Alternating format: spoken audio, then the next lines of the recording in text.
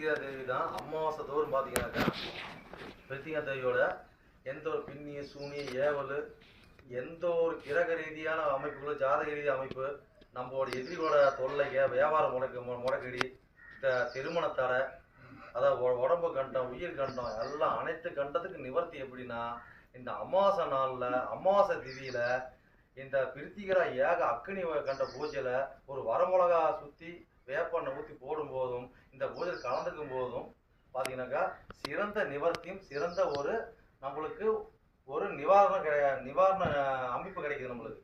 ஓகேங்களா? அப்போ இவரோட ஐடிக்கு என்ன சொல்லுது? பின்னி சூனி செய்வன கோளாறுகளை நம்மளுடைய எதிரிகளை நம்ம என்ன கோரிக்கை மனம் திறந்து உள்வாங்கி நாம் அந்த வேண்டுதலை வைக்கிறோமோ அவன் அக்னி குண்டத்தில் போட்டு எரிப்பாங்கிறது தான் ஒரு ஐதீகம். ஓகேங்களா? சரி, இப்போ பிரித்திகா தேவியை நம்ம அழைப்போம். அகிலாண்டா கோடி பிரமாண்டா நாயகி